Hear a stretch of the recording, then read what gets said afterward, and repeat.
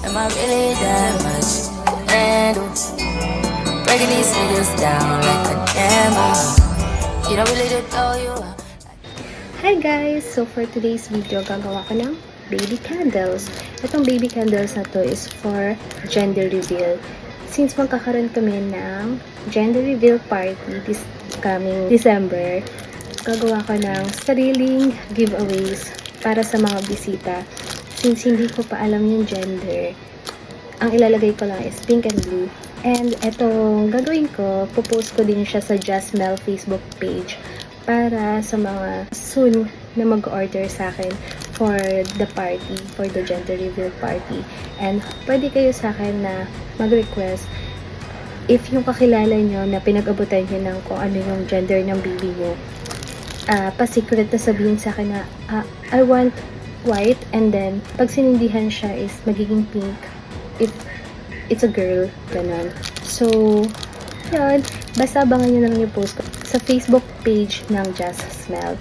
Tara, samahan niyo ko ginawa.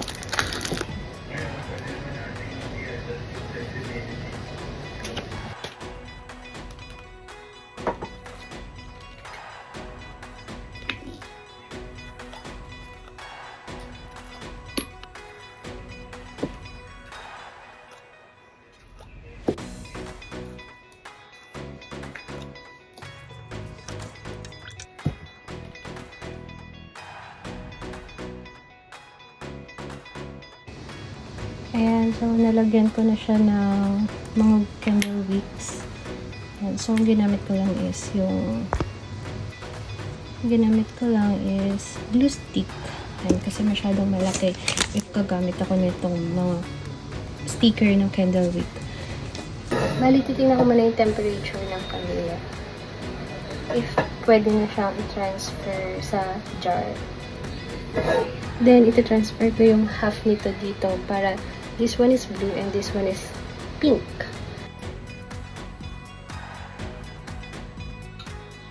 Itong pagkulay ko, tansyahan lang ito eh.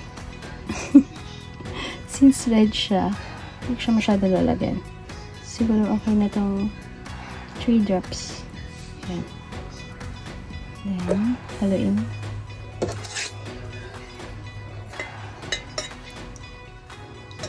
Ayan. I hope pink to, no?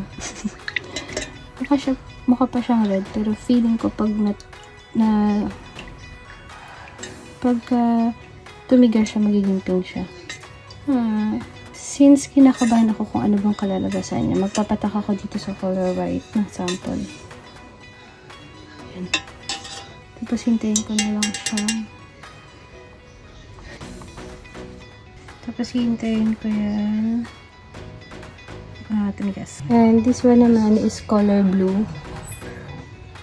1, 2, 4. Ano akong 4 kasi mas lamang naman siya. So, yun. Para blue. Mix. Hindi lang kita. Para blue yan.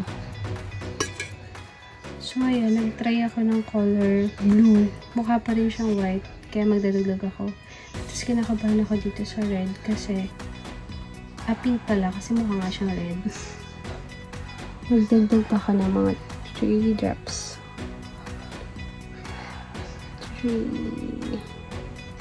Ayan, mukhang kulang pa din siya. So, gagawin ko na siguro sample kasi nakakaayon na akong drop.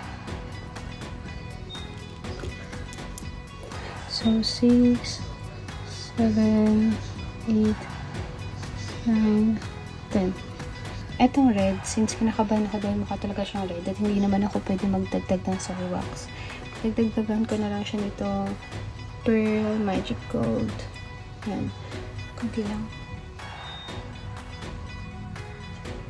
So, ito. Ito lang. Para mag-pink naman siya. So, yan. Check natin later. Ayan, malakas ang feeling ko. Pwede na yan.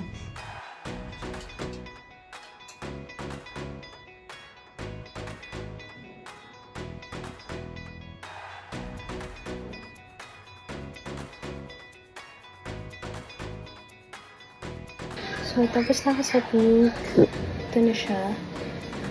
Yan. Then, nalagyan ko siya ng blue.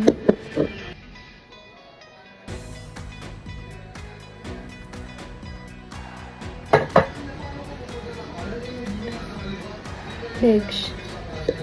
Look. Binigyan ako ng baby ng milk. Tsaka ng stick, oh. Thank you, baby. Ayan, bali, ayan na yung finished product ko. Gagawin ko na lang siya ng sticker. And then, papakita ko sa inyo. Pinaka-final. So, guys, doon naman tayo next sa pag-lilinis ng bote para maging ganito siya. So, may mga dumi-dumi pa kasi yan like this. Yan, kung nakikita niyo yung mga ganyan. So, kailangan natin siyang i-hit ka like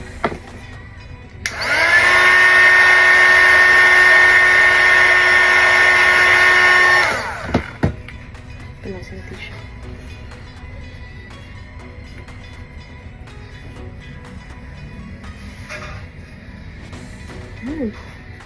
Tsaka pag may bubbles yan, i-hit gun siya para mawala yung bubbles. Kaya, maganda naman siya tingnan. Tapos later, yung sticker naman, lagyan natin siya ng sticker. Yan.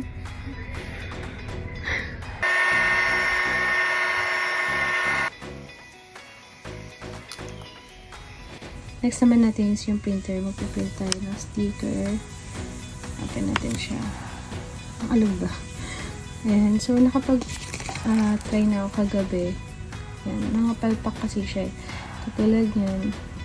Ito. Kahit tulad nito. Yung gender reveal nasa taas. Wala yung pangalan. Tapos masyadong mataas ang scented candles. Tapos ito naman sumobra. Tapos ito naman makapal yung font. Di mabasa. And then, ito yung dito, okay na siya. So,